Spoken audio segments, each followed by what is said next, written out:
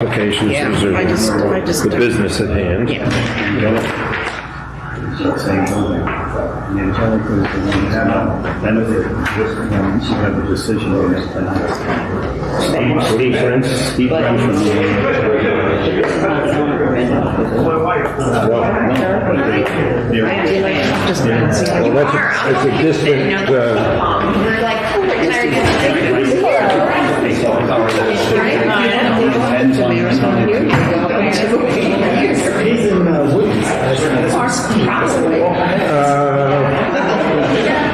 don't know that would prevent him from sitting on this. Steve sitting on this. Space from the Angelica. And the Angelica is the one that's the benefit. I expect Steve. I'm just checking, I'm just gonna check the previous notes just to see if you received it last time. Oh, yes. He's coming in right now. Downstairs. Doesn't matter to me. I don't move the meeting alone. Did I say that out loud? He likes to answer questions. The other question was, Mary used to, she was the 2.5 stories. Wall. She would go with 3 circles. Right. I know she made me change some design and houses up there. I know we have a different zoning officer. Thank you, that's exactly what I said.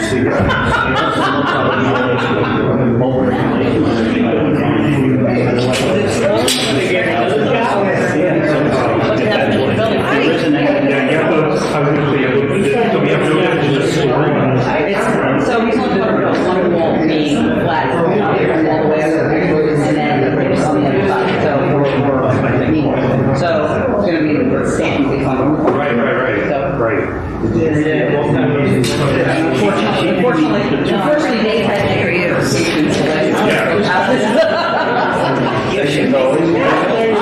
Not so that Mary's wrong, it's just so you don't want to do something different. It's all in the It's an interpretation. interpretation, so we have to, you can raise it. No, I don't think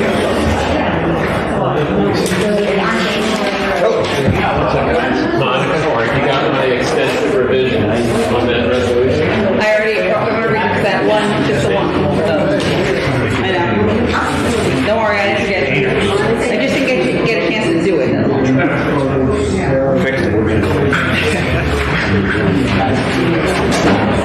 When was the last time this thing was up? Okay. You get ready and I'll go. So this was original schedule, reschedule.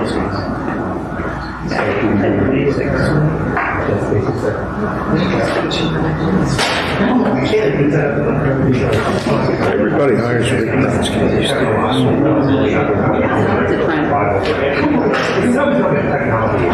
Those two. Like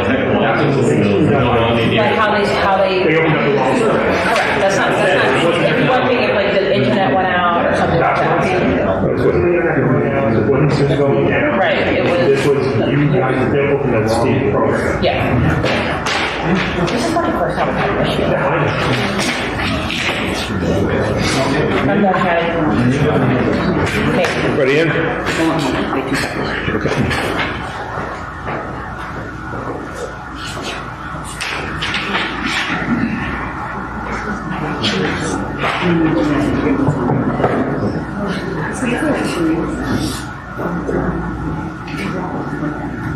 Busy, Dave? Been busy? No, I was a dead stop. Oh, really? The floors. I'm doing those houses across from the skate park. I'm building 4 townhouses there. And I just, Why this? like Brandon. Oh, okay. Across the street from Brandon. For James. Yeah, and we weren't able to get the foundation in time before. I saw him going at it, trying to get it done. But we couldn't get it finished before the frost hit. It's gonna break through. Yeah, but I lost a whole month because of that. All set?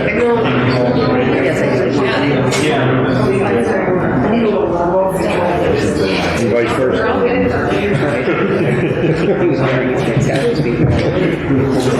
Of course. Please stand for a salute to the flag. I pledge pledge allegiance to the flag of the United States of America and to the republic for which it stands, one nation, under God, indivisible, with liberty and justice for all.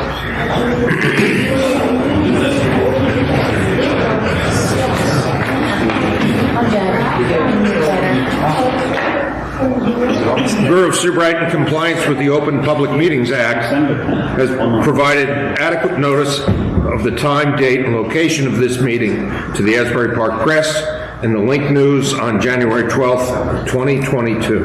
Filed notice with the Borough Clerk and posted notice on the Borough Office Bulletin Board and website. This meeting is open to the public and happy to have you all here. Welcome. Attendance? Please. Councilman Bieber? Here. Ms. Bills? Is absent. Mr. Cashmore? Here. Chairman Cunningham? Here. Vice Chairman DeSeo? Here. Ms. Borman? Here. Mayor Kelly? Absent. Mr. Lawrence? Here. Mr. Lexstein? Here. Mr. Schwartz is absent. And Mr. Julio is absent. Excellent. On to the minutes from the January 25th, 22 meeting. Discussion or motion? I'll make the motion. Second? I'll second. We have a roll call, please. Okay. Councilman Bieber? Yes. Mr. Cashmore? Yes. Chairman Cunningham? Yes. Vice Chairman DeSeo? Yes. Ms. Borman? Yes. Mr. Lawrence? Yes. That's it. Okay, on to the resolution.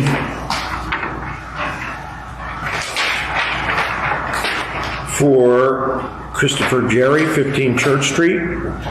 Any discussion on the resolution? Or changes? Or a motion? I'll make the motion to approve. Second? Second. Roll call, please. Councilman Bieber? Yes. Mr. Cashmore? Yes. Chairman Cunningham? Yes. Vice Chairman DeSeo? Yes. We have Mr. Lawrence? And that is it. On to the next resolution. What do you want?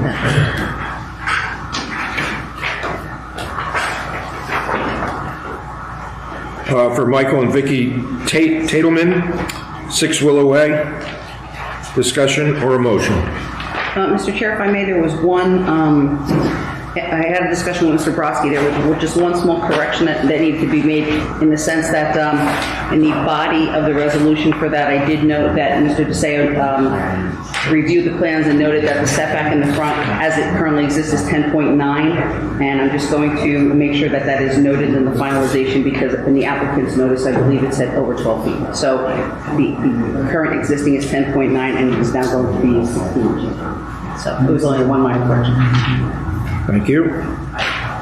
The motion with the change? Or do we need to redo that with the change? It's okay, because it's listed in the body. It's really more of a typographical Oh, error, okay. so I'm just Okay. fixing it. It's listed in the body of the resolution. We'll do a roll call on that. I'll make a motion to approve it then. Second? Second. Okay, Councilman Bieber? Yes. Mr. Cashmore? Yes. Chairman Cunningham? Yes. Vice Chairman DeSeo? Yes. Ms. Borman? Yes. Mr. Lawrence?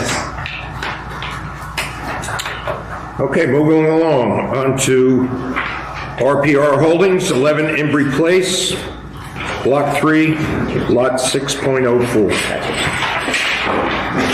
Welcome, Mr. Brodsky. There, members of the board, how are you? Mr. Brodsky.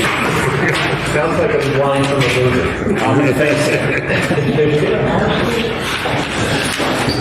Thank you, Mr. Chairman, members of the board, Rick Brodsky on behalf of the applicant, RPR Holdings LLC. Before we get started, We will check the notice. we will check the notice. And please let the record reflect that we have reviewed the notice. The notice is acceptable, and we can accept jurisdiction. Thank you very much. So, going right into it, the board may recall this applicant with respect to this property was here back in 2020 for a a minor subdivision lot line adjustment. It was a 2-lot. It had previously been subdivided into 2 lots before my client purchased. Then when, after he purchased, it was realized that this property was actually located in the BE zone. So we had to shift that lot line a little bit in order to make sure that both of the homes to be constructed were outside of that BE line. And that was done, approved, and so forth. At this point now, the applicant who's building both the houses decided that he and his family are going to move into one of the 2 houses that are being built.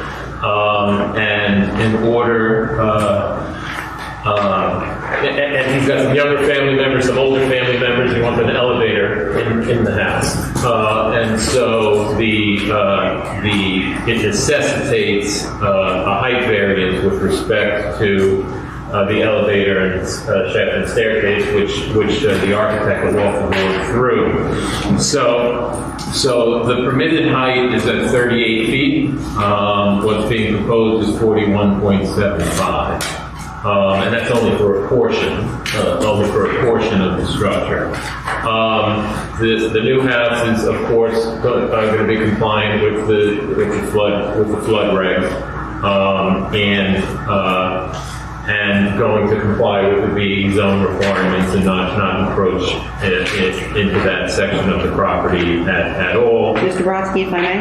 Sure. I'm just, for purposes of the record, your notice said the existing standards were 35 feet, so it's actually 38 feet. It's actually 38. It's Right. 35 plus the bonus. I understand, I just, going Yeah. back to your notice, so Yeah. for purposes Yeah. of clarification, it should be at 38, you're 38, requesting that's right. 41.75. So what's permitted is at 38, it's at 41.75 for a portion.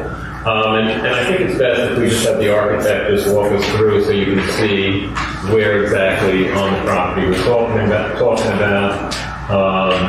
And we can go from there. And it is a 2-story. There's no living space on the roof. So it's not 2.5 or 3, it's 2 stories. What prompted you to actually come here with this application? Height for the elevator Variance shaft. for the height, But 38. it's uninhabitable space and you're allowed to go to 42 feet. I It's don't an know why- accessory use, right? When you have a I walkway. don't even know why you need to come here. Well, because in the discretion of the zoning officer, they'll meet the ordinance requirements. I'm just saying that's why, whether it's right or not. We're allowed to go to 42 under certain circumstances, And right? it's uninhabitable space. It's uninhabitable space. I don't, well, all right. Let's get some testimony out of Let's it. go through that. Let's rip right through this. Okay. Can I text my wife? I'm home for dinner. All right, let's have Mr. Milliman's form. Do you swear to tell the truth, the whole truth, and nothing but the truth for purposes of this application? Can you please state your name, your address, and your credentials, or your professional address for your credentials? Yeah, Michael Milliman, Millemann, 338 Cokes Drive, Toms River, New Jersey. Thank you. Any credentials? Registered architect in the state of New Jersey. I testified in front of the board. I believe he has. Without any objection from the board, we'll accept his credentials. Okay, Mike, if you would, let's, referring to what exhibits you had, now, let's just go through them. I think I see that first exhibit, that's an exact copy of what's been submitted, correct? Yeah, this is an image of the site plan. Okay, so we need to mark that one for the next, which is also, right? Yeah, the next illustrations were all submitted, so these are all part of the documents that you should have. Mr. Miller, as you're referring to them, can you just call out the page number so Yeah. we know for the record? Absolutely. Thank you. So what I'll do, quickly, I'll go through the plans. I don't want to draw out the meeting any longer than it needs to. The illustration A1, dated 10/8/21, the floor plans which showed the general spaces. On the ground floor level, you have garage storage areas, and then access to the upper floor levels. The first floor plan is the main living area, dining room, kitchen, living room, and one bedroom with a full bath. Next, sheet A2. Also dated 10/8/21, shows the second floor plan with 4 bedrooms, bathrooms. Again, the elevator and the stair continue up. There's a laundry area, and then I'm calling it the lower roof plan, which shows the extension of the main stair and the elevator going to the roof access. And then there's an associated storage room, which we're going to be using for the elevator machine room, for the equipment, and the remainder of the roof structure. So the portion of the extension that we're looking for relief from is just incorporated again, that small storage area, access to the exterior, the elevator itself, the shaft, and the stair. I compute about 18.2%. That's the amount of square footage that is of the total roof area. All right, so it's a small de minimis amount. But again, the zoning denial is the reason that we're here because of the height. And we understand that we can exceed the 38 feet with certain things, but the denial letter, I guess, was the... Yeah, I don't know, Dave. I don't know if the zoning officer interpreted this as, it talks about your, maybe increase the height not to exceed 42 feet upon demonstration that the additional height is necessary in order to allow an existing building to reach 2 feet above the I FF. think it falls under the category of, say, cupolas and things like that. Right, that's, I think it does. that's the difference. That was meant for an existing structure being raised to meet the elevation standard. That's what I'm thinking that Okay. the zoning officer interpreted. There's a new zoning This was officer. considered, and this is even though it's under construction, it is a new building. So I'll quickly put, this is the front elevation, this is sheet A3. So again, as we're designing new structures, you're always fighting between how much you need to raise it above the design flood elevation. In this case, the base flood is 11 feet, and then there's a 3-foot safety factor. It's called a freeboard. So now our design flood elevation is at 14 feet.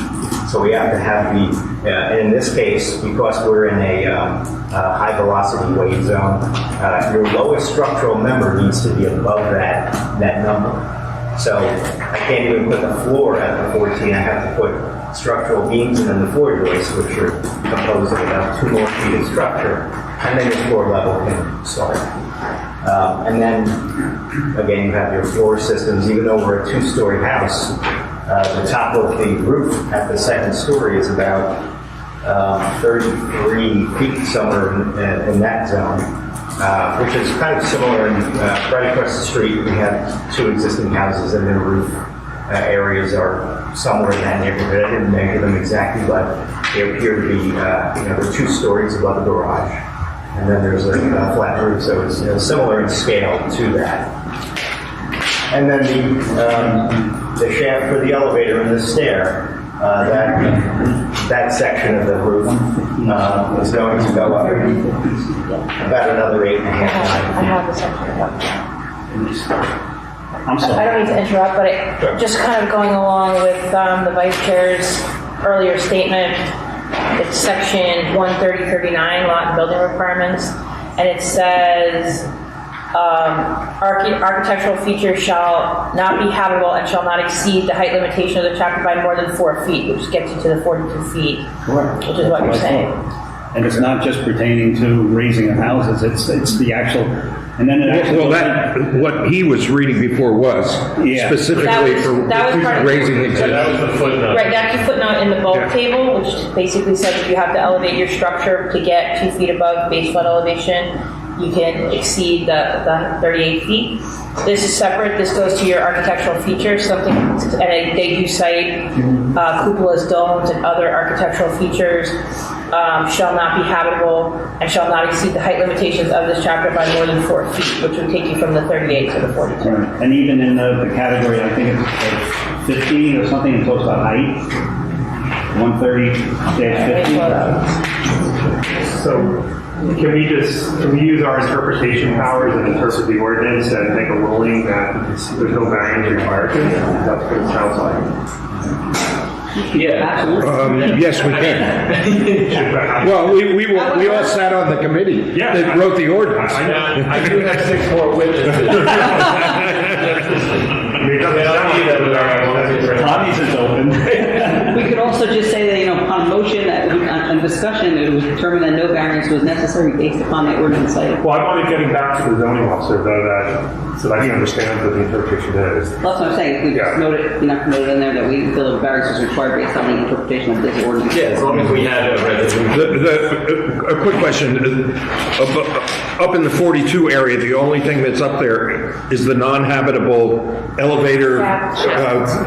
shed That's correct. and stairwell. That's correct. Like the mechanicals for the top of the elevator. For the record, we needed that. Yeah, absolutely. Between the equipment will be on the roof, and it's just the height of the elevator and the small overrun, and then it's the structure for the roof. But the highest habitable level here starts on the second floor. I agree with you, Mark. Yeah. And Mr. Brodsky, They fit within the That's right. And, Ordinance. yeah, as long as we can get a resolution that, Mr. Brodsky, just for purposes of the record, and I don't want to throw you off, the other question on the zoning denial was that your plot plan had an existing lot width of 62.5, and it's proposed at 71.7. And so I was just wondering, was that because of the lot split? There was an additional. yeah, it was a carryover. It was a carryover typo from the lot split, but we already drafted a revised one that we will submit. Fine, I just wanted to get that on the record for you. Absolutely. I don't know. Can you tell us what the height of the guardrail screen is right there? They say you don't have that dimension, the horizontal guardrail screen. Oh, the guardrail on the roof? Mark, we don't need to vote on that. I was just curious. We have to Yeah, it's an interpretation. Vote on the interpretation. Yeah, just so we have that in our file. It's 36. Okay. So it's less than 38. It's less than 38. So the zoning denial marker basically says that building height is measured to the highest point of the roof, but I don't think it's citing those sections that we discussed. He was looking at the wrong ordinance. And that's, Right. what Rick is talking about. The table, instead of that other section of the Yeah, ordinance. what's the actual section, Frank? 13039. Thank you. Okay, look at this. 7 letters. It's not 49, it's C, right? If the sheet side is 139C. It's 139A, 130-39. yes, 130-39. A little section. I gotta find now, I moved off of You're it. better than, I know, A2. thank you. Which is not what, and the zoning officer side is a C. Yeah. Yeah. Not a problem. So if you make a motion, you're the one that pointed it out. Sorry, I just have a question before I'm ready for denying the question. We can open to the public. There's no reason we can't. If we're gonna make a motion to, It's an interpretation, but you take Well, testimony. so they you didn't can- come as an interpretation. Correct, and there's testimony on the record, so And there's- that's, so yeah. absolutely you can see. Okay, so any question So, that you yeah, have? my question is, so we live across the street. Wait. We're gonna open to the public about the testimony before you and the discussion the board has made. So, first state your name for the record and your address. My name is Janet O'Connell, I live at 12 Henry Place. Okay, what's your questions? So if we approve this 6-foot overture, what is it gonna do for the rest of the block? Because as is, it's an obstruction of our view. Okay, so let's just clarify real quick. So it's not really an approval of a variance. Under the ordinance, the zoning officer looked at the wrong table because this is not a habitable space. It's just for the extension of the elevator. So under the ordinance, which is 130-39A2, it's within the allowable height for this type of design because it's not a habitable space. So it's no longer a variance necessity. It's an interpretation by the board that the zoning officer, in essence, made a mistake. Okay. So it's permitted. It's permitted. It should have been here, yeah. It's allowed in our zoning. Yeah. okay. By ordinance, not because we're saying it. It's just he read the wrong section of the ordinance. Okay. All right, so I'll make the motion that the board interprets that the zoning officer made a mistake. Hang on one second. Go ahead. Sorry. Is there anyone else in the public that would like to be heard on this matter? I actually have one other comment.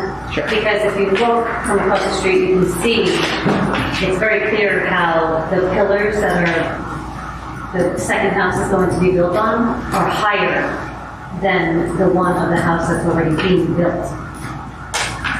Perhaps they're going to get cut off?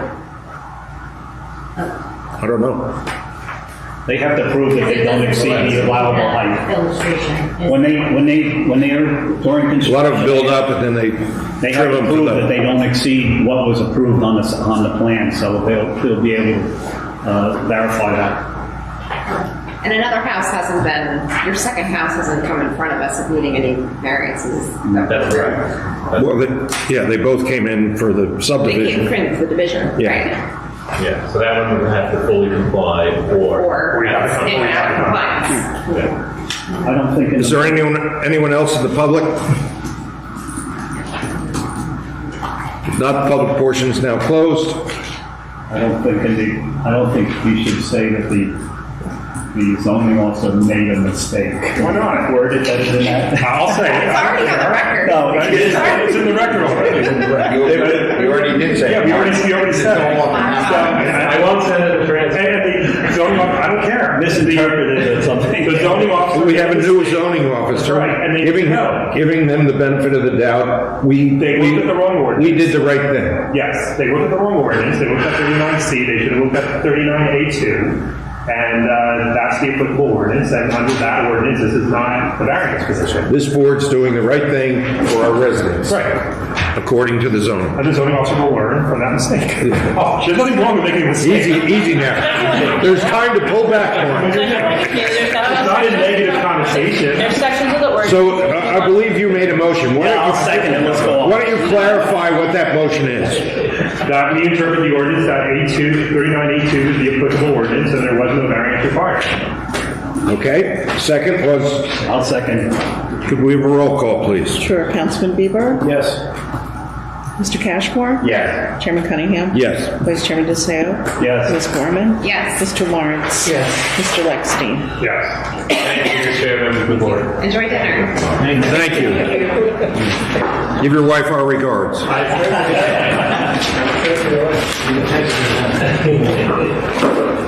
Best of luck with your new home.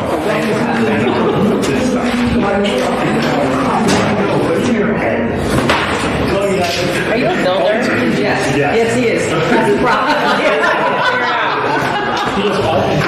Okay, moving along. He gets upset when you deny him before coming in. On to Ivan Martin. Wanted.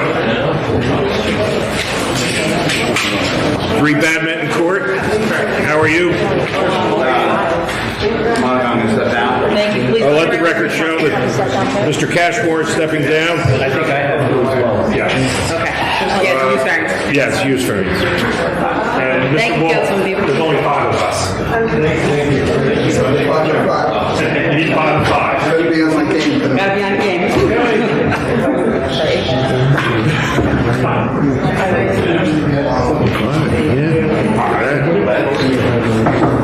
Nice to see you, Hank. Mr. Wolf, are you sure you want these odds? I'm just gonna put it on the record one more time. Are you sure do you want these odds? You wanna go for 5 to 5? I think so.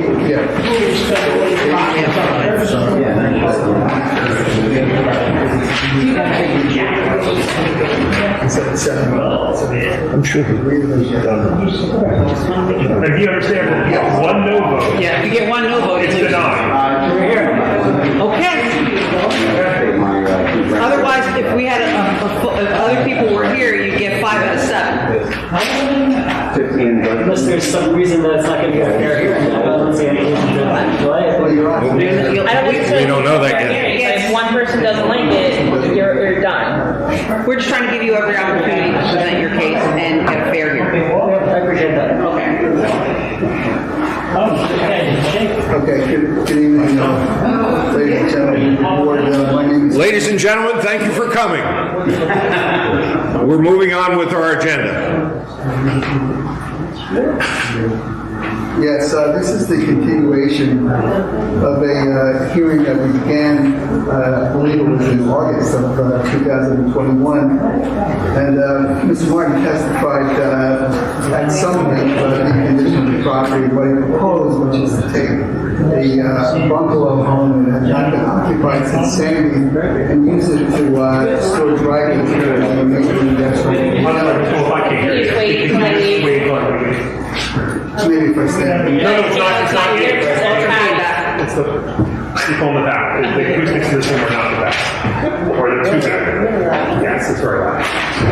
So this is a continuation of a hearing in August of 2021. Mr. Martin gave some testimony, and the board really recommended that we come back with a plan. We actually had Mr. Stockton here then, but there was work that had to be done on the property, which my understanding is has been done. And so Mr. Martin I'm going to continue this testimony, and then we'll have the planner testify as to the special reasons that we feel justify an approval of this use variance.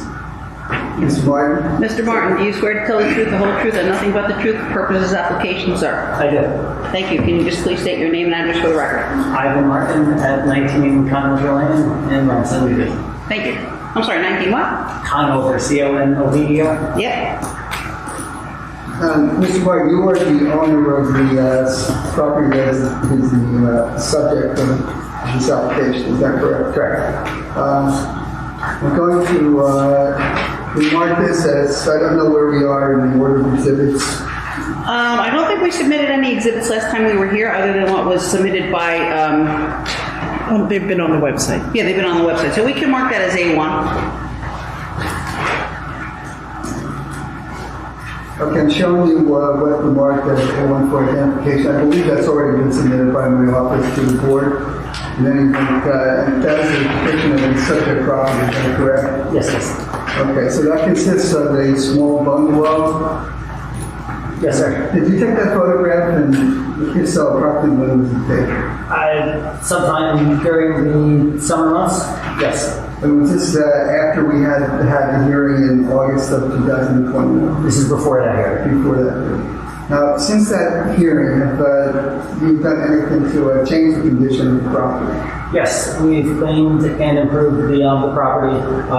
Tom, the fire marshal, came out to the property and advised me on the steps that needed to be taken. So we improved the soffit on the building. We closed a vent. We removed all of the wires on the property. We also removed all of the loose brush, debris, trash. We cleaned it thoroughly. Okay, now one of the issues that was raised by certain members of the board last time was the presence of propane tanks on the property, which I think were just loosely left. What happened to those tanks? They're properly stored according to Tom's instructions, and the space heaters are also properly stored as well, so they're no longer out in the on the property. And where are the space heaters going to be stored? Either inside the building, or there's an interior courtyard which is secluded that is not visible, where they could potentially be stored there as well. Okay, now I understand that you intend to remove the wooden fence, is that correct? Yes. And that's not been done yet, but that would be part of the plans. Yeah, I was advised to put in a chain link fence, which we're happy to do. Okay, you're going to do that. The shed remains the same? Yes. And does the building have electricity? No electricity. Okay, you're not going to heat that building? No electricity by design. We don't want any fire risk or hazard. We just want it to effectively be a shed to store dry goods. Okay, is there any lighting? There's ambient lighting from the courtyard. There's no specific lighting on the building. Now, it's not anticipated that there will be any use that would require additional parking, is that correct? That's correct. Now, I'm looking at the area in front of the building that looks to be stone, and then there's some grass. As opposed to do anything with that? Yeah, it was recommended to add additional gravel or pave the property. I'm happy to make that improvement. Okay, is there anything else that you didn't do? I need to make sure that Angelicus keeps it clean. They have been known to have some of their stuff sort of spread out over time, so I will continue to monitor the property and make sure that they use it as it's designated. Okay, now, how will Angelicus obtain access to the site? The alleyway that goes along the squash club and to Angelica's restaurant. Is there another alleyway as well? Yeah, there's. Has that been used from time to time? Well, it's away from this property, but yeah, they come down both of those alleyways. And the alleyway where Angelicus has dining, the squash club has a right to use that for entrance to the squash club. That is correct. So we want permission to grant Angelicus that access as well. That's correct, and that is where they bring in their deliveries. So we wouldn't seek anything outside of what they already do. Okay, I have no further questions. There's a couple of alleys you're talking about right there. So their deliveries come in the main alley like you would be walking into the squash club. Exactly. Correct, okay. I just wanted to clarify it for the record. And the other alley, I was there today, it doesn't seem you can get through the northern end of it. So you have to go back to the other property to come around it? Because there's a pole right there at the end of the fence, and there's a space that wide. I don't know how you could even carry that equipment through it. So there's two alleyways. There's the dining Angelica's alleyway, which leads right to the... I'm not talking about that right There's now. one that's parallel to that, which is pretty open. So I walked through that one today. It's north of that. That's by the Thai restaurant. Yes. That's not your property though, No, right? it's not. Yeah. Yeah, but is that a designated easement for a specific person or general public? That's the new building, the newer building. Yeah, but easements are usually No, I agree. I don't know. they're for a specific person, not for a general use, unless it is. Well, I don't know how this board can approve use of somebody else's property except No, I'm just what saying. is your property. Yeah, we're not asking to. We have access to the site through the squash club easement, so we shouldn't be an issue. The other site, the other alley. How do you have access through the squash? How do He you have owns it. access through the squash club? So they wouldn't go through the squash club, but I own the squash club itself. They would use the alleyway that goes down to Angelica's to the squash club and the alleyway behind their business. There is an alleyway there that goes the whole length of the squash club. I agree. That's what my question was there's a pole right in the middle of the end of it. I don't know how you can get any, I don't think I would have fit through it today. I'm not sure which pole you're referencing. I walked through that whole area today and frequently. So I wish I went with you. Yeah, but I haven't had, and the workers also have not had any issues with that pole. So I think that access has been pretty open. I haven't seen any issues with access. Okay, well, maybe I was looking at somebody else's property, but it's the alleyway. I could see all the way behind all the stores. I was at the one right at the squash club. Yeah. And the corner of the squash club. Yeah. It's wide open there? So I couldn't have fit my bike through it. So there's garbage cans along that alleyway that's parallel to Ocean Avenue. A lot of garbage cans. Yeah, and so that's for Seabright Pizzeria, that's for Angelica's, and there is a walkway to go through there that I haven't had any impeded access with. Okay. Is it a public walkway? No. So I guess it goes back to the question I was asked before. Do we have any documentation? I know I'm new, and I just went through the materials that are online, but I didn't see any documentation submitted stating that you had the ability to use that. To use which alleyway? Any of them. Either of them. Any of them. So the alleyway behind Carlos Pizzeria and Angelica's, You own it. Between the buildings. What if one of the tenants get annoyed at you and say, you can't go down my alley anymore, it's mine? If it's not. No, I think he owns the long alleyway between the squash club. He owns it as the squash club. He doesn't own it, Mr. Cunningham. He has a 10-foot wide access over that property. The property is owned by Angelica's. Use of that property was subject to litigation, and ultimately a settlement was reached with Angelica, which permitted us, Mr. McCoy, to use it. Yeah. You're talking about the dining alley now. How about the one along the squash club? That's the direction you move these big items through. Correct. That's what we've been talking about. garbage cans were Kono and Angelica's, that parallel to Ocean Avenue Road.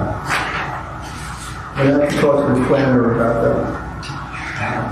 Do you have any easement documents that give you the right to use it? Whose is it?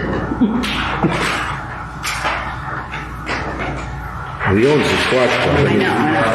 It seems like it's part of the squash club to me. So, We have our site now. It was a site now. that's what you're saying. Anybody else good? Dave, did you go back there? He can grant an easement. But that's a different lot? Yeah. On this application? Yeah, this. I understand that, or provide an easement. Or something to us that shows it, right?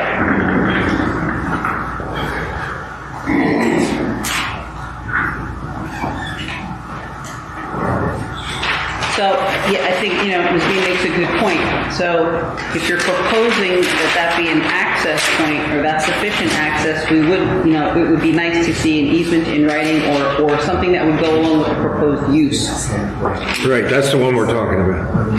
I can see it from here. I think that's actually on the squash club property. I think it is. Right, so if we own the squash club, then it should be easy to get us something. I believe there was a survey that was submitted.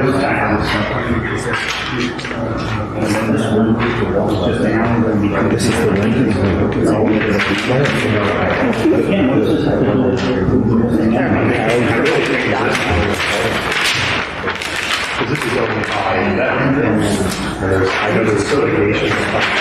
You guys can't see it on, I can't show Google Earth, right? I tried to zoom in, it doesn't let you zoom in. It's Right. really hard to see, but it's kind of see. You had to be there. Yeah, I was there. It's like the ghetto of Seabrook right now. That too. It's not easy to understand how it functions. Yeah, like who Well, I know how it maintains that back alley now? How it functions efficiently. Right, Because it's not. And I know there's big issues with garbage and everything with the Yeah. borough right now. And too. the access, the access area is not within the property confines of these. Of any of them. Yeah, correct. Yeah, it looks like it's outside, it's not part of the lot. I don't think it is. I think it's like, it used to be called Packer Place or Packer Street or something like that. So it was like a dedicated street that was. I don't know if it was dedicated or it's an alleyway, but I know it has a name and it was Packer something. Do you know if the borough ever abandoned that? Or not? I don't know. I don't know if the borough ever owned it. Someone does. Somebody did, yeah. And I don't remember if they ever did any type of survey on it. But that's been an issue for a long time. So, Mr. Chair, I would just submit while they're looking for that, part of the proofs that Mr. Stockton is going to have to put forth is that the site's particularly suited for this use, and having adequate access or a clear understanding of who owns the way to get from point A to point B, I think is crucially important to demonstrating that this location is particularly suited for this use. Absent that information, I don't know how you can demonstrate that it's particularly I suited. believe we had this discussion in our original meeting. That was the ask. We did, and they kind of explained where it was, and we asked for a layout to see which way it was. So maybe your planner wants to show us, and I believe he's got So now we can see some it. little I understand that, but my point is that without ownership. your information on I who owns understand. it and whether you have a right to use it, and I'm not suggesting that you don't, but what I'm saying is we don't have that information. Like, showing me that you're gonna go from point A to point B is one thing, but proving to me that you have the right to do it, I think is critically important to you making your proofs on particular clothing. I hear what you're saying, but I can't talk on the phone. Sorry. Before you get to this topic, can I ask a question? What's the historical use of this building? It was a residential home? It was a residential home that was destroyed in Sandy. The gentleman that owned it was named Scott Davidson. He was going to make it a project at some point to renovate it with his family. His father passed. He sold it to me a few years ago. And if the squash club is able to succeed, and I'm happy to say that the business is doing okay, we would at some point like to tear down that bungalow and extend the squash club to have another workout studio. So that's the, call it medium-term goal. And in the interim, we're hopeful to make better use of it right now to let Angelica use it for storage. So you're asking for temporary approval because your ultimate goal is to tear it down? That's the ultimate goal. I don't know if that'll ever happen, to be frank. That's, call it a dream. And you said there's no electric in the building? No electric, by design. What if there's a fire? There's no such thing as a temporary use variance. No, I know that. Well, I know. So there's, just like a shed, there's no electric to catch fire. There's no lighting. It's literally a shed. So it's a shed. And there's a shed next to it. With propane tanks on the outside. Propane tanks are outside and stored appropriately according to the fire marshal's request. So if there's a fire, what Yeah, happens? he was involved in this. So the The fire marshal was involved in I this. understand. He gave us a report. I understand. At my request, it brought it to another meeting. Is that this? I don't know who these people are, just asking. So this is Tom. Tom Hagen, Okay. So, That's not, I don't know if that's really a report. and it doesn't really say he's okay with it. It basically says, will not be allowed to store over allowable amounts, but that doesn't say like how much that is. And it doesn't say, it says outdoor storage of propane tanks will be regulated by the fire code. It doesn't talk at all about storing these things inside. And I think the variance, the request was for storage of dry goods. Yes. It wasn't for propane tanks. So propane tanks are not allowed to be stored indoors, and we're not proposing anything like that. The propane tanks are outdoors and stored according to Tom Haig's very specific request on storing propane. There is no reason for a spark in a building that's holding tomato sauce and in uniforms. Right? This is a literal shed. I mean, theoretically, what if lightning hit it? I mean, you can't say to me definitively there's absolutely zero ability for there to never be a fire. You cannot say that. Well, Tom, we have to, as a board, have to take Tom Hagee's approval of it, and he did approve of it, as far as I recall. I mean, I'm reading this. It doesn't say anything about approving anything. He doesn't say he approves it, Chairman. He just says the outside storage of propane tanks will be regulated by the fire code, will not be allowed to store over allowable amounts. He doesn't really approve it.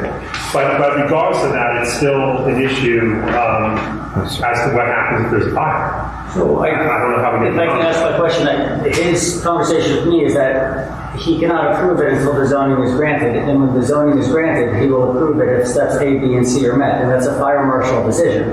My understanding. I don't think this is a fire marshal approval conversation. But you need. It is. I recommended that he look at it, and that's why he came to look at it. Yes. And he actually did call me and said it would be okay once they do certain things. Okay. And so Tom's checklist has been accomplished, checked off, and he has told me that he's able to approve it upon the use variance being granted. Do you have that checklist Yes, in writing? I don't have. I don't have it, and so it's hard for me to. I'm not suggesting that you're not being truthful, but there has to be a record and a file, and all these things need to be in writing. And this memo that he wrote with these 5 things is not giving me the impression that he has checked off and everything's fine. You should get a letter from him that says, pursuant to my conversation, we take no exception to the use variance moving forward. The applicant would have to secure whatever after any approval from this board has been given. We don't have anything that says that. And let's just note for the record that the comments that are made here are numbers 4 and 5 are They're questions. questions. they're not comments, they're questions. So I think if fire code official is actually questioning Well, I think some of 3 the items. actually is a question if you read it. Will there be any dumpsters? Yeah, and three the question also. So, And number 2 is 2. I do not see anything on the plan indicating this is outside This is storage. allowed, correct? But they're all questions, except for number 1. which doesn't provide the fire Yeah. code or the limitations imposed on how much we. Right. I mean, usually, Mr. Chair, Quite right. when the fire marshal approves something, you get a letter from the fire marshal saying, I reviewed the application, these are my, I'm okay with it if these conditions are met, or something along those It's lines. like when Dave writes it. Exactly. And then the applicant comes in with the answers to, we Yeah. get both of them together in one. That would be helpful. We don't even have the letter that you have. It's a memo Yeah. dated December 7th. You don't have it? I Okay. think it's, So I think It is on the website. it's on the website. I can give it to you. It's, yeah. maybe the best thing to do to make the most productive use of tonight is to get Mr. Stockton on the stand, and he will testify as to the site plan and what he shows on behind site plan. We can then get something more definitive from the fire marshal and investigate whether there are prescriptive rights to the area, the walkway behind those buildings. Is he going to put on the use testimony also? I think so, yes. Okay. I would just, I'm concerned about that because absent the information that you do not have, and I understand you're not sworn in yet, I don't know how he makes his proofs without the information. Okay? Let us try. Okay. Okay. You want to open it, the public questions for? Well, we haven't heard his testimony, or you want to post it? Can we get questions for this witness first before we move on? Of course we There can. you go. Well, we're kind of morphing. Jumping around. We're morphing and trying to make it all work. I know. Is there anyone in the public that has a question about the witness's testimony? Okay.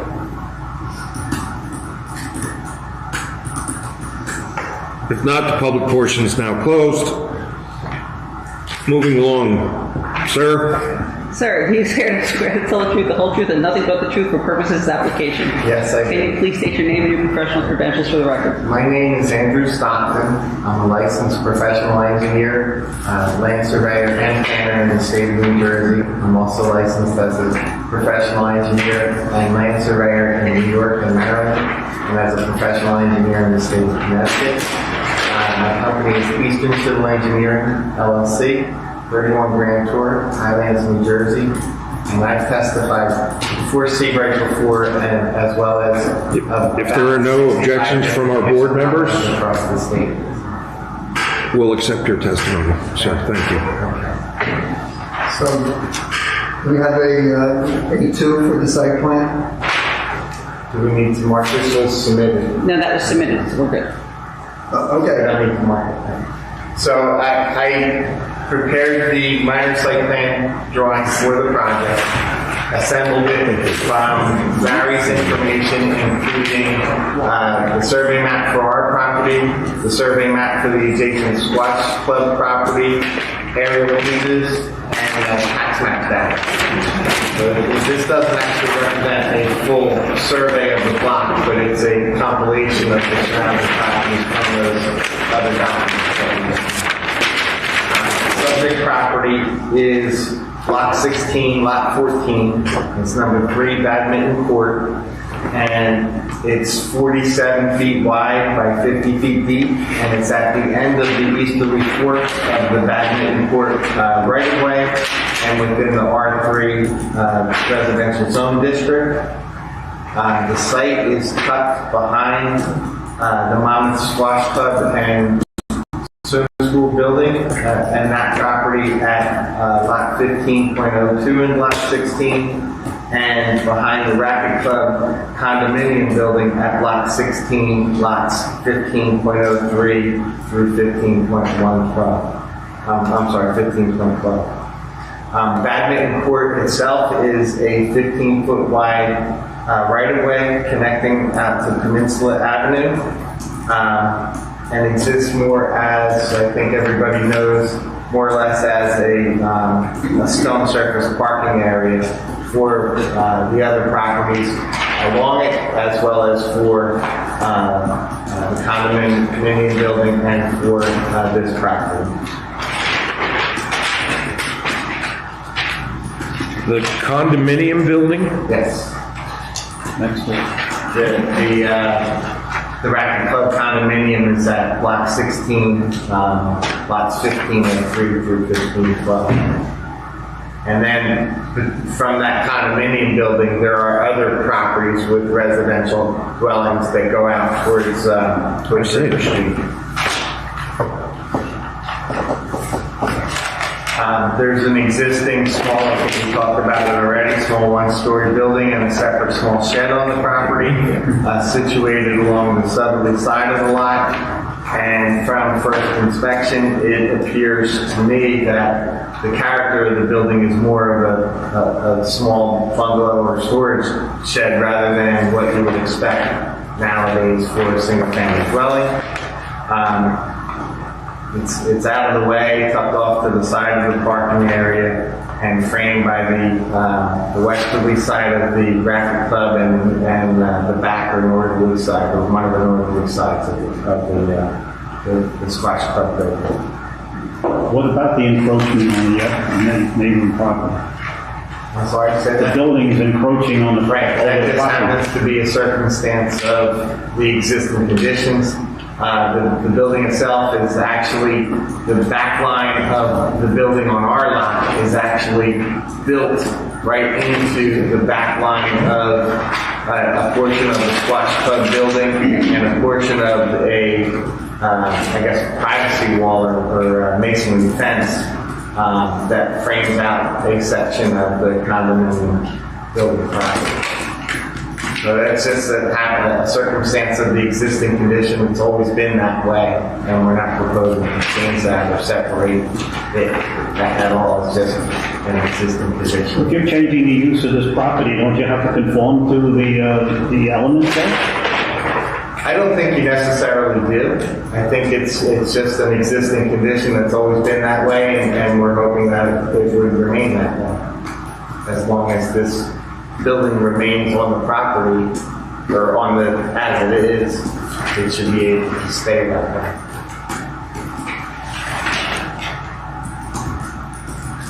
The applicant stated that he's seeking use variance approval to allow the building to be rented for use by Angelica's Restaurant, which operates from the first floor of 1070 Ocean Avenue. And on the minor site plan, I shaded that that's the building on lot 3 in block 16.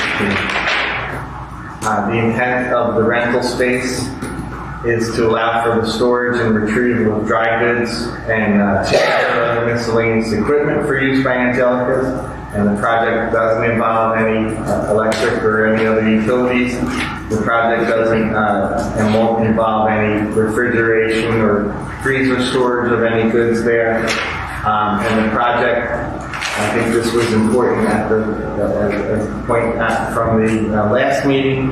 The project won't allow for any mixed use, no partial use for storage, no partial use as residential. It's all meant to be 100% storage space for use by Angelica. There was some question that came up about access from this particular site to Angelica's Restaurant, and what happens is it's all foot traffic, and foot traffic follows around the north side of the Squash Club building and down an existing walkway behind lots 5. Lot 5 in block 16 is the Mudiai Thai Cuisine restaurant and Gracie and Medu's restaurant. There is an existing alley with an existing access easement across the northern portion of Lot 4 that provides access from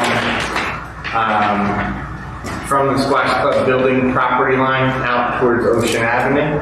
And that is the pathway, I think, that is the main foot traffic for getting goods from this storage building out to Ocean Avenue and around to Angelica's Restaurant. But the walkway continues across the back of Lot 4 and across the back of Lot 4.01. That's the Seabright Pizza building. And then across the back of the Angelica's Restaurant property at Lot 3. And then there's another existing 10-foot wide alley on the south side of Angelica's Restaurant from the Squash Club building out towards the Ocean Avenue right-of-way. And as everybody knows, the portion of the sidewalk in front of Angelica's and the portion of the that 10-foot wide alleyway is also used for outdoor seating by the restaurant. The question came about whether there is actually easement rights for that pathway or for the whole of that pathway. The portion that I think is only in question is for the existing sidewalk area at the back of Lot 5 and Block 16. Yes. And I didn't conduct any title research or deed research into whether easement rights exist across that. But these buildings have all been there a very, very long time, and it's always been that way. So there might actually be prescriptive easement rights that kind of cover that use of that sidewalk area for all of these properties. The existing properties or existing buildings at lots 3, 4.01, 4, and 5 also tend to store their trash in the backs of those buildings, and they bring the trash barrels out to the alleyway. I think you mentioned it had a name, but there's another municipal alleyway that goes out towards Peninsula Avenue. If it happens that for some reason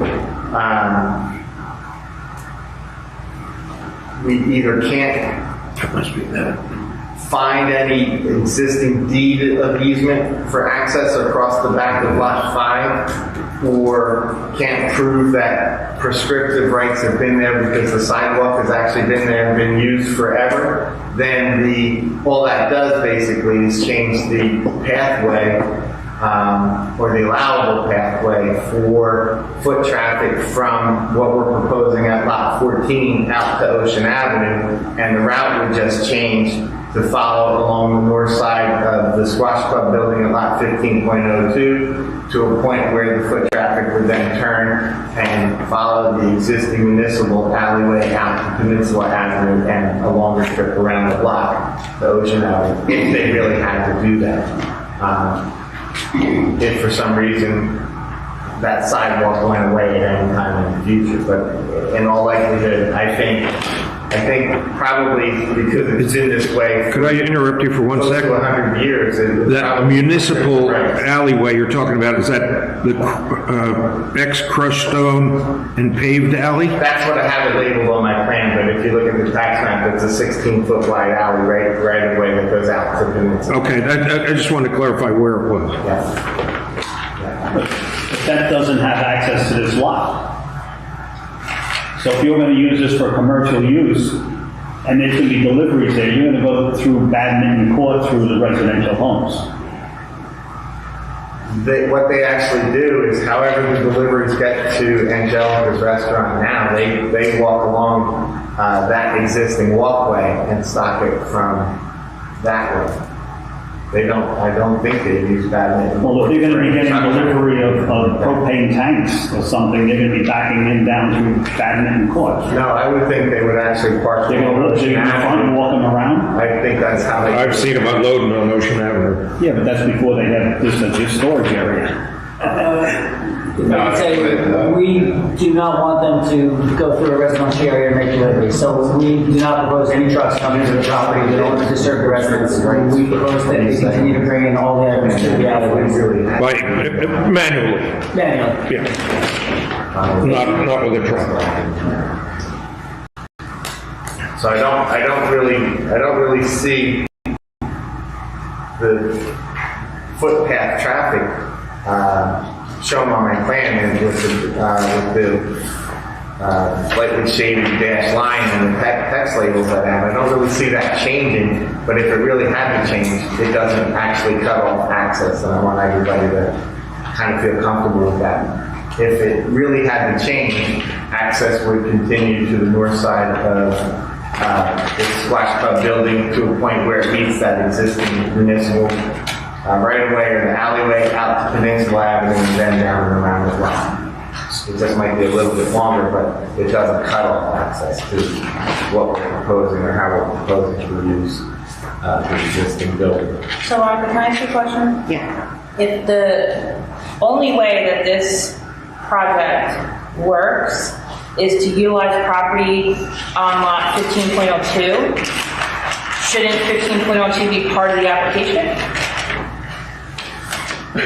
No, what actually happened, Jen, was at the last board meeting that we came to, board engineer Dave Hoder recommended that we prepare a minor site plan. I And on the understand minor that. site That's not my plan, show the question. actual pathway. That's not my question. So you're using. Well, now that we see the site Right, plan, so and now you're we see using what the property that's utilization not part of is. your Yes. application. It's no different than if you have a subdivision and the driveway goes through a lot, that lot needs to be included in the application. So I guess the question goes back to Monica, if the only way for this to work and avoid coming through the residential area, which was your concern, is to utilize property that's not the subject of this application, Which they doesn't that lot require to be included in the application? Well, wouldn't that be 1502 and lot 5? Do we, Well, no, it would actually be. do we know that that's part of the squash club? Lot 1502 is the squash club building, and lot 3 is the Angelica's restaurant. I think those are the three. But is the alley, like you're saying, on 1502, or is it on the back of lot 5 as well? We don't know. So we can't tell. And which is what I got back to earlier when I said if he owns the area, he could grant an easement for the application, which should be in the record. Right. That walkway, you actually can tell from the plan. That walkway, the existing concrete walkway along the east side of the Squash Club building, those segments run across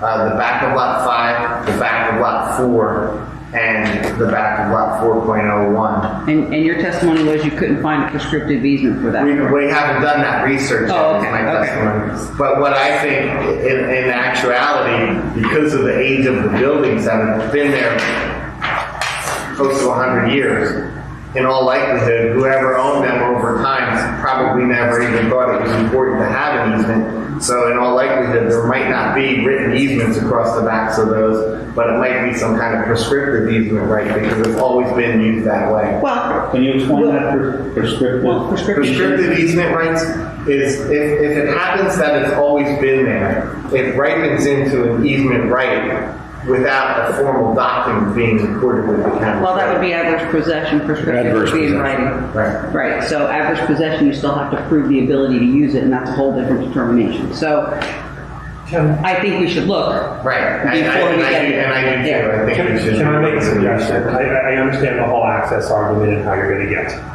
At the end of the day, this is about lot 14 and whether lot 14 is appropriate for this use.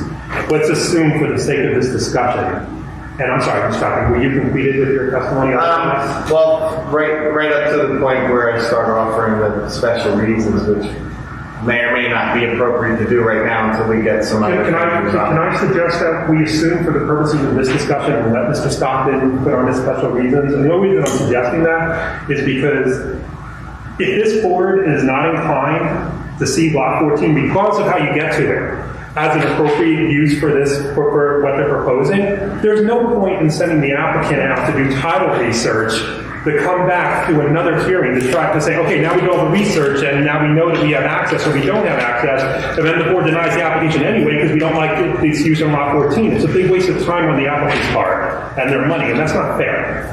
So if the board is hinging their decision on whether there's access and you think lot 14 would be great provided there is access, then go the other way. But I just don't want to waste the time. Well, Mark, I agree with you 100%. But in our original meeting where we had testimony and discussion, the one thing I asked for was to show how you're going to move it and who owned the property. Yeah, no, Mr. Chairman, I get that, but all I'm saying is I'm sitting up here right now and I want to hear Mr. Stockton's testimony, and I'm very hard pressed I'm going to assume for the purposes of this conversation that they have every right to access to get over there. Assuming. Assuming that. I'm presuming that for what I'm saying. Okay? I don't know if that's the case, but I'm presuming it. I'm having a very hard time understanding how Lot 14 is appropriate for this use. Very hard time. And the application before us actually is to change that use, not pending access to it. Right. And Just, I mean, I agree that access is important if we're inclined to do it, but I just don't want to waste it. I don't want to waste their time going on the new title, which is expensive. Well, and one other thing, and just in looking at lot 14, and Mr. Hoder is not here to clarify, the square footage of the existing first-story building, which they're proposing as warehouse/storage versus the shed, I'm not quite sure what the ordinance specifies with regard to square footage of a shed versus whether or not you can make this the one-story household a storage facility/warehouse without appropriate utilities, because that may be not only in our code, but by design based on the size of the building. And I have another also important question in my mind. Is under our ordinances as they stand right now, when you're converting a residential lot to a commercial use, you have to provide a 15-foot buffer zone between the new commercial use and the existing residential use. How are you going to provide any kind of buffer zone here? And that's why I want Mr. Stockton to put on his proofs, and then you can make a decision what you want to do, Mr. Wolf. But I'm just telling you right now, having not heard Mr. Stockton, I'm having a very tough time understanding and going even what Dave said, how Lot 14 would ever be particularly suited for what you're proposing. I think in the interest of efficiency, our time and money and the board's time, right, Mr. Lexington, I just briefly discussed with my client. So why don't we put on Mr. Stockton's proofs that some special reasons under Medici, and if we're not going to go anywhere with the underlying application, then why put us to the trouble while trying to develop the right for prescriptive easements? So. If that's acceptable, Mr. Cunningham will... Yes, it is. Okay. Mrs. Stockton? Okay. I think special reasons exist to support our variance request, and those are the building's physical location in proximity to the commercial use of the squash club building, and its easy access. I know we have to do a little more research into the access, but easy foot path access to the backs of the buildings that actually front out on to Ocean Avenue. The building actually looks like a storage building rather than a typical single-family residence. That, I think, makes it particularly well suited for the site and the intended use. The nearest structure besides the squash building to ours is shown on my minor site plan drawing just under the text that says Lot 15.01, and that is actually a one-story garage storage building for the condominium that has a deck on top of it, so that is not part of any residential use on Lot 15.01. All of the other visible surrounding properties are crushed stone parking areas, including the remainder of Lot 15.01, the right-of-way of Badminton Court, Lot 12, and Lot 13, but Lot 13 is separated from this property by an existing wood fence that frames the westerly and southerly sides of that lot.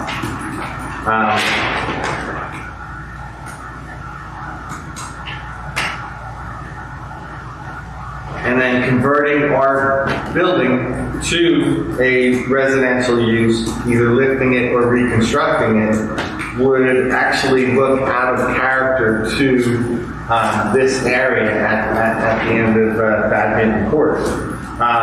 The proposed storage building also does not generate any traffic or otherwise interfere with the day-to-day use of Badminton Court or the stone parking areas there. And then I think one or more purposes of zoning would be advanced in support of the positive criteria, specifically looking at your ordinance section 130-2, that's for the purposes of zoning, and then in particular purpose G is advanced, and I think to some degree purposes A and K are also advanced. The project as a storage or converting the use to a storage building also meets one of the priority strategic goals for economic development in the Seabright 2020 Recovery Plan, which focuses on the positive aspects to help residences, businesses, investors, and customers bring customers to the borough, and supporting the operations of Angelica's restaurant by helping them with their storage needs also helps fulfill that goal. And I think in reality, the variance could be granted without causing any substantial detriment to the public good or without impairing the intent or purpose of the zone plan and or the land use ordinances for the reasons that are stated. What would be your argument on what the point I brought up about creating a commercial property in a residential zone? Creating a buffer is the fact that everything surrounding our property within 15 feet at least, like you said, for a buffer area, is actually stone surface parking area. The nearest structures to our building are the commercial building of the Splash Club and the storage garage area that sticks out into lot 15.01 and is used for storage by the Rapid Club condominium. So there's really nothing residential surrounding this property. But today it is. Right. But with the interest in Seabright on property and rebuilding, the condominiums could be bought out, knocked down, and build a nice residential street in there, connecting the badminton court that goes out to a residential street behind all this commercial nonsense. Right. I just want to echo what Dave's saying. I agree with him. We can't, I don't think we should be looking at it by, this is what actually is there today. We have to look at it as what may or may not happen in the future also. It's actually a disgrace to the town, if you ask me. But what I'm Where? Yeah, that whole section of that whole badminton court area is in need of redevelopment, I mean, frankly. And I don't mean legal redevelopment. I mean private redevelopment. Right. So, And it's already zoned residential. it's already zoned Right, but what I'm saying is the use for residential, I think everybody would understand that because of the damage that happened to the structure from Hurricane Sandy. It's probably a tear down and rebuild. When you tear it down and rebuild it, if you rebuild it as a single family home in this location, a single family home in this location would look absolutely out of character with everything else surrounding it. But that's today. But it could also set off a renovation to the area for other people to inspire them to also renovate their buildings. And Mr. Martin's ultimate goal that he stated in the beginning of his testimony is that he would hope in the future that this property gets absorbed and built into the Squash Club building. Right, but right now you need a use variance to do that. And he also said that may never happen. He also said it may never happen. Well, two things. That may or may not happen, but it is a goal for the property. And he may need a use variance, or he may approach council to get it rezoned. Well, right now, as it sits today, you need a use variance. Right. Yes. There are, I guess, ways to think about the future of the property, but I think the way that it sits now as a storage building is probably the highest and best use of it for the size of the property, its location in this back neighborhood that we all agree probably does need some kind of redevelopment effort. And I agree with that. We all agree with that. It certainly helps Angelica's restaurant with their They don't need them. storage needs. So if I could just, first and foremost, you're in the R3 zone, correct? Yes, So the lot area in the R3 zone is 1,800 square feet. right. And you're over 2,000 square feet, 47 by 50, correct? 2,350 square. So to opine that this is the highest and best use due to the size of the property is a little bit of a stretch in my opinion, since you're well over the minimum lot area in the zone. Right, but what would actually happen, tear down and rebuild, then you would be subject to front, rear, and side yard setbacks. So you wouldn't be tucking a new building in the same location. You would be shifting it out into the center of that lot a little bit more. And when you do that as a single family home in that area, it doesn't fit with how the existing development is all The around. way it's currently, what I think to their point is that that may be the impetus that area needs to move in a direction that's consistent with the zoning. But I just want to touch on the special reasons, and I hate to do this to you, but I don't agree with your special reasons. And part of the reason is, number one, I'm not understanding how a private storage facility for a private commercial entity promotes the health, safety, and general welfare. Of explosive material. Okay, just let me finish, Amy, for a second, and then you can opine. Then secondly, so that was purpose A, which promotes the health, safety, and welfare. I don't see how a private storage shed promotes the health, safety, and welfare.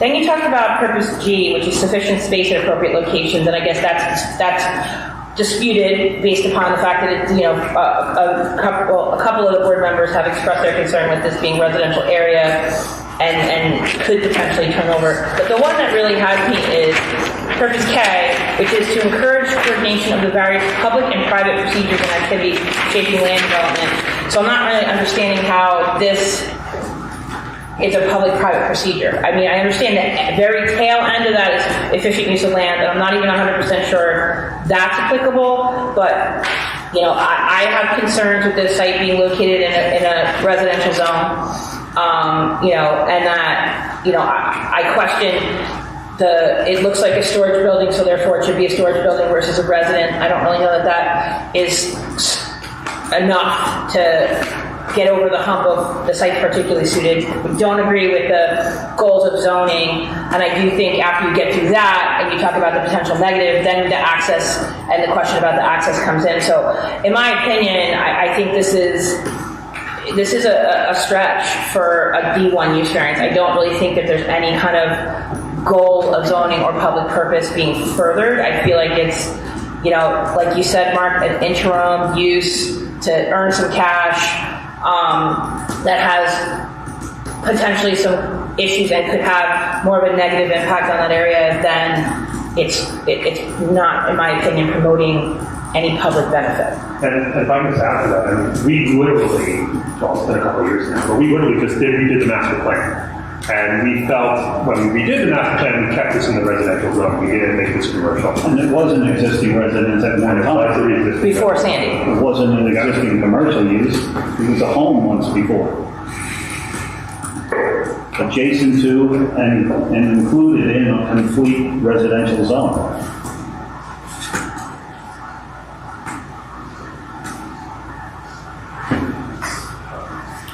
I don't know what to tell you. Sir, you through? Well, I would just offer a rebuttal to that, that your master plan does have a goal in it to promote and support the businesses and the restaurants, and that supports the public good.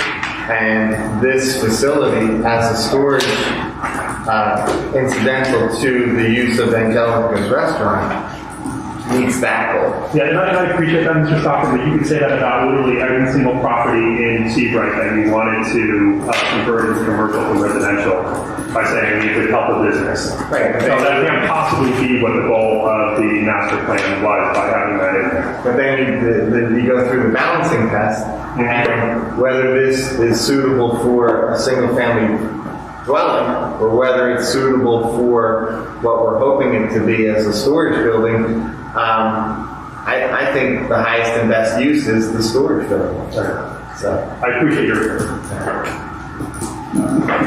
Thank you. Nick? We did our best, and I guess it worked good enough.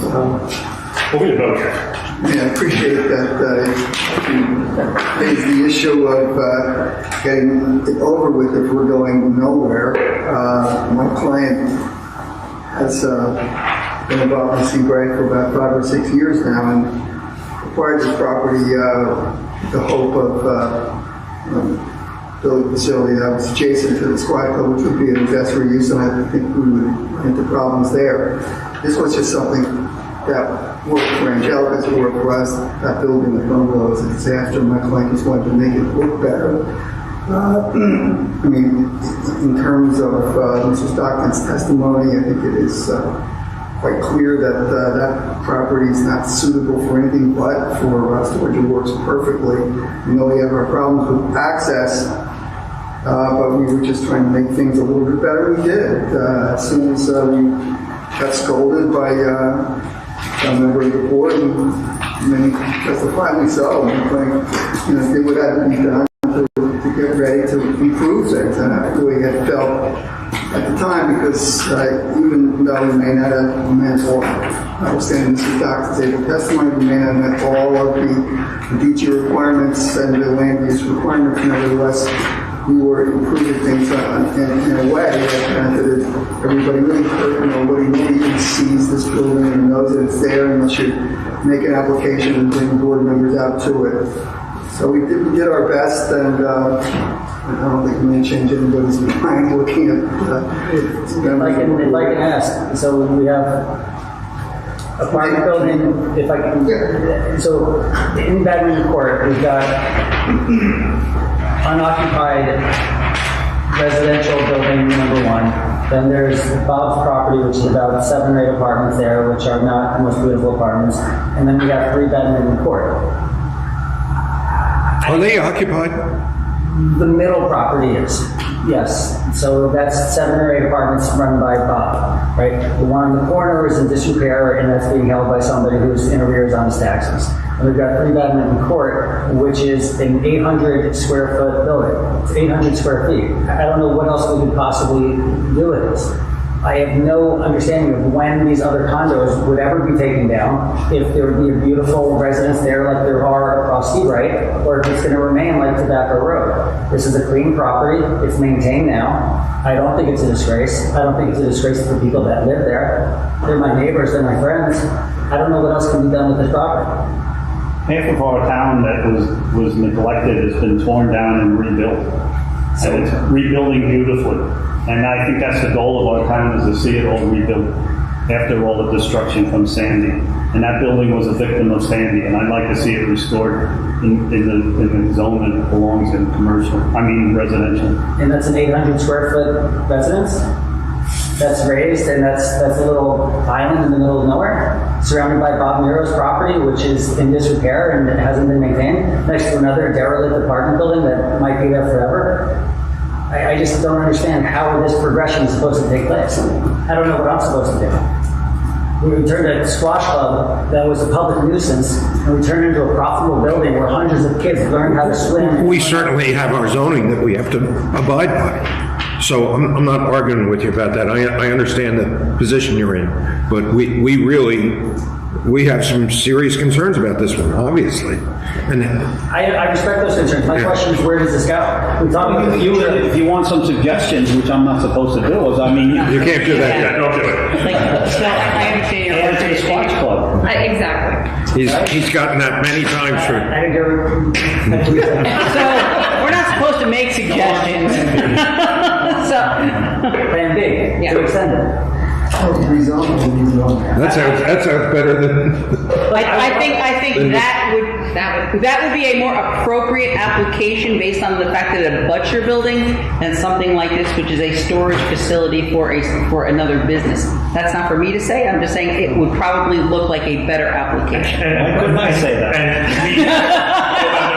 The danger of saying that is he could walk out of here and think, okay, that's what I'm going to do, and then he's going to invest money, and he comes here and he gets denied. Correct. And I don't know that he would or wouldn't, but I don't want to give the applicant the impression that that's a slam dunk if you walk in here. No, I very clearly already slammed No. I'm just saying that to caution you. So, but and I want to be very, very clear. I think everything you've done with that squash court has been wonderful. I think that you are a credit to this community, and I mean that sincerely. I just personally do not feel that this particular use is appropriate for this particular structure and this particular property based upon where it is, where it's located adjacent to the other residential properties. I think it would be a detriment if it was transferred into what you're proposing. So I can't support it. But I don't, have we opened up to the public yet? No, we haven't. We're getting there. Okay. I didn't want to cut you off. Sorry, I just wanted to get myself in.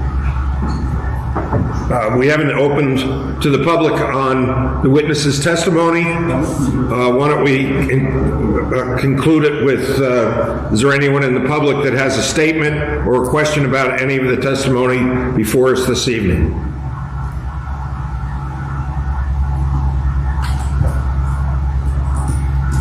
If not, public portion's closed. If we're fine for a motion? You are through with your testimony, Hank? Yes, Thank you. with the understanding that if the variance is granted subject to fire marshal's approval and prescriptive easement rights or some rights to use the walkway, we will be back. Yes. I'll make the motion to deny the application, Mr. Chairman. I'll second. Can we have a roll call, please? Yeah. Chairman Cunningham? Now, a yes vote is to deny. Correct. Yeah. Vice Chairman DeSeo? Ms. Gorman? You got it. You got to get a yes. Has anybody voted yet? Nobody has voted yet. I'm sorry. Getting ahead of you guys. We're starting with Chairman Cunningham. No. So, I know what it is. okay, I get it. okay. Okay. Vice Chairman DeSeo? Yes. Ms. Gorman? Yes. And we have Mr. Lawrence. Yes. Mr. Leckstein? Yes.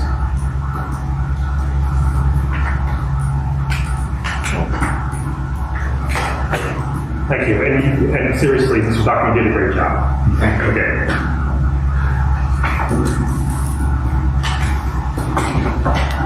Thank you. Best of luck with it. The expansion, so that's the extension. That would be great for the town.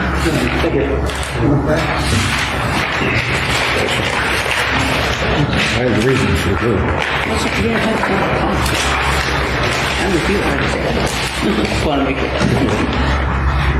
Okay, on to, is there any other business before the board this evening? So, Mr. Chairman, just a question. Yes, sir. And that is to explore the board's interest in potentially going to paperless for the board where it's practical, it makes sense. No. Please, no. So let me just finish. Thank you. The reason I'm bringing it up is this past week, we did a review of the budgets for all the departments. Candace, like everybody else, was asked for areas for reductions. The cost of the copiers, the cost of the paper is high for the town, so we're asking each of the departments to consider it. And I'm obviously not eliminating everything. I mean, I look at it all electronically except for the drawings. I don't know who else does. But just maybe ask Candace to take a look if there's a portion of it that makes sense as a potential budget saving method. Just a suggestion. So if I can, some of my boards that I represent are paperless. It doesn't work. And Monica, I guess you're sort of nodding in. I am in 100% agreement. I'll tell you why, because we've also had the same issue. So, you know, when the board receives their package, it's complete. So we know like what's being transmitted as opposed to just receiving the plan. So the board member can't say, oh, I didn't get it or I didn't see it. It becomes easier within the 10 days after submittal. Like if we get like, you know, a review letter from an engineer or planner, that can be transmitted. It can be placed on the website. But we run into problems when people are starting to put their applications up and the board members are saying, oh, I didn't see that, I forgot to download it. So it can be a real problem for us moving forward with potential notices, potential appeals. So I know it's not particularly cost effective, but it could really be problematic if a board member is voting on information they don't have and it's on the record. Because the minute somebody says, I didn't get it, it's a problem. And not to mention, trying to read one of these on a computer. I didn't suggest that. Yeah, no, he was talking about giving the plans, but the extra I did not document. suggest. Yeah, I would be opposed to that. I just, for all the reasons. I think just, otherwise, without this here, you would need a computer here. Yeah. With the agenda on it. Yeah. And everybody else would probably want one too. No. And I was just going to say, and I've also dealt with a lot of other board members, some are just not tech savvy, and it falls apart. So, it falls apart. Yeah. Dave's the best plan reader here, but tech savvy? No. I gave up my flip phone last month. No. You have, I think there are probably, my suggestion would be for us to all think about it. Of ways of what we need and what we don't need. It would be the suggestion I would make to, but. And Mr. Chairman, just add to that, and Candace, correct me if I'm wrong, doesn't the applicant provide all the copies? Yes. All the copies. No, we're not. Yeah, but. The applicant provides. So what paperwork are you talking about? I don't think the agenda Agenda's is costing the minutes. town. Yeah, I don't think the agenda's costing us a lot of money. Okay, so I did not suggest anything on the applicant paperwork. I'm talking about minutes. I'm talking about agenda. The minutes, if they're 6 pages long times 12 people. But she always sends it by email anyway. I know that. She sends it by email. So do we need hard copies? But when I That's my question. photocopy, Minutes, I have to do it's- double-sided. I don't care about the minutes being. I don't care. Well, that's what I was suggesting is we all think about I it. misunderstood But wait a second, because, you're still making a motion to approve the minutes. So would we take a poll to make sure that everybody saw the minutes? I just know that it's being transmitted with the packet. So Right. those are the kinds of things And I just have do we keep concerns. Do we keep a computer available to the public at the Borough Hall? So when we say posted on the Borough Hall or Borough website, which we do, So let me a lot of people don't have computers just to the reset. in First of C-Roll. all, this board has a lot more experience with the intricacies of the paperwork on this board, which I completely respect. I am not suggesting any portion of it is more or less important. Any portion provided by an applicant, like the drawings or anything else, is provided to us anyway, so we're not making copies of it. Right. So there's no cost. My only suggestion was, if there are elements of it, because we all get it electronically, right? I believe that we all get it electronically. If there were elements of it that could be conducive or realistic for us to review them electronically, it would give us the opportunity to take whatever that page count is, times 10, times 12, and reduce that. I personally read the whole, Candace does a great job. I read the whole thing on the computer, and all I need was the drawings. I'm not overly tech savvy, and I'm not saying that's right or wrong for anybody else, but I appreciate your suggestion, which would be, think about it. Yeah. If there's an opportunity to do it, if we just, for example, took the minutes, which is 4 or 5 or 6 pages, I was amazed when I heard on our service contracts what we're actually spending for the copiers to do this. We talked about it last week. You were at the meeting. I don't know if it came up during that period of time. Well, maybe sometimes we can reduce. That was my question. Do you have that cost? Can you share that? I don't have it with me, but I can certainly do that. By email or have Candace distributed? Yeah. Electronically, not on paper? And in the end, if the decision is it's just too convenient to do it this way, we'd like to leave it, that's absolutely. I think a lot of it's important to have in your hand at the meeting. Yeah. I do.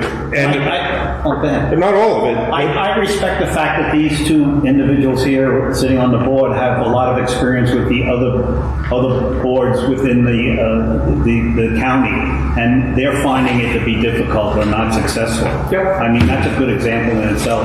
I find it to be risky. Let's just put it that way. So that's an element. I guess the real question would be, does every board member have access or immediate access to email where they can pull up, the minutes or things like? Is there an opportunity to review? I think that's a good jumping off point for those types of documents. I mean, I'll tell you, I don't care about the minutes. The minutes some are. parts of it we can only. I don't need it that way. There we have it. I love minutes. What I need is you want the minutes. Erwin, look at that. Mark already thought about it already. He said, we don't need the minutes. I am fine with the minutes being sent by email only if that's what you wanted to do. But I understand Monica's point as well. No, but like these resolutions, they came via email. Right. We read them before we come, because when we come, we don't have time to read them. Well, so once again, we want to make sure, you read them, because you get an email, does everybody else? But You know I what think if mean? they're here, and I didn't get an email, I wouldn't have had time to read the resolution before I came to the meeting, unless they were in the packet, like that's, I understand what you're saying. That makes I always get this little shiver when the police officer shows up. Oh, and that was another, that was Mr. Veroni. They don't ring my doorbell anymore. Mr. I Veroni think mentioned Oh, he The only could other just thing I would let say the police do their cost job. of the police. That doesn't cost us a penny. The size of the applications you have here are similar to what I see in other larger towns, but I have had board members, you know these people. Oh, I do. That complain that, let's say we have a big application and the resolution is 30 pages, they're bitching that they have to print it out, and that's, they're volunteering their Right. time to come here, and now we're asking them to print stuff out. I do have a board member that yells at me all the time. So You can always send this email to him. Because just, and I'm not saying what one's right, I could care less. Like, I pulled all this crap off the website myself, so. It's just when you're on low ink, maybe. Well, I mean. It's 30 pages and you only have like 12 pages of paper And left. ink is $60 a cartridge, yeah. Well, maybe the town will give us a salary and then we can afford. Oh, here we go. How did that pan out? So moving along, is there anyone in the public that has a statement or a question about the board's meeting tonight? There's no one in the... Our dear friend is here working hard tonight. Public portion is closed. Is there any other business before the board? I'll make a motion to adjourn.